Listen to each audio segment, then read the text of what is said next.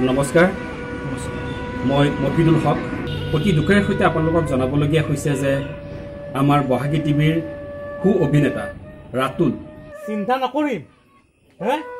তুমি মোক এইবোৰ খুৱাবলৈ ইয়াত লৈ আহিছিলা তেওঁৰ প্ৰকৃত নাম হৈছে ৰায়হান শ্বাহ আলম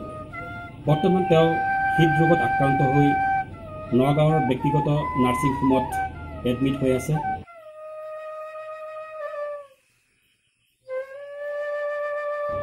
তেওঁৰ অৱস্থা অতি সংকটজনক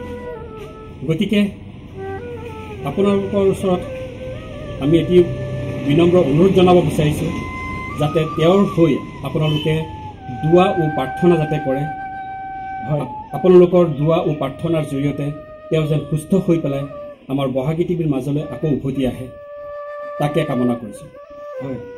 গতিকে আপোনালোকে নিশ্চয় অকণমান প্ৰাৰ্থনা কৰক আৰু ঈশ্বৰৰ ওচৰত দোৱা কৰক তেওঁ যাতে আমাৰ মাজলৈ ঘূৰি আহি আকৌ আমি বহাগী টিভিত মিলিজুলি একেলগে কাম কৰিব পাৰোঁ এয়ে আপোনালোকৰ ওচৰত গোহাৰি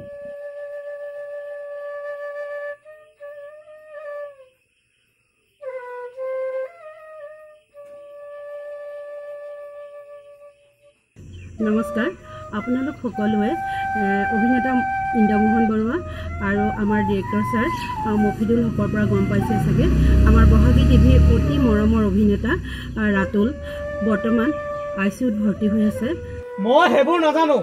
মুঠতে কথা হ'ল মই যেতিয়া তোমালোকৰ ঘৰত আহোঁ মই এই জোঁৱাই যেনেকৈ খাদ্য খায় আৰু জোঁৱাইক যেনেকৈ খুৱাব লাগে সেইমতে মোক খাদ্যবোৰ ৰেডি কৰি দিব লাগিব মই বেলেগ কথা নাজানো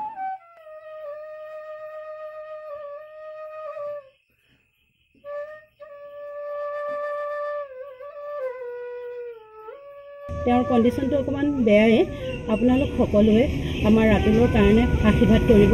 সি যেন আকৌ আমাৰ মাজলৈ উভতি আহে সেয়ে আপোনালোকৰ ওচৰত মই কাটৰ অনুৰোধ জনাইছোঁ তাৰ বাবে সকলোৱে এটা দুৱা আৰু এটা আশীৰ্বাদ কৰিব এই মাছে মাংসই নহ'লে আৰু খাই ভাল লাগে নেকি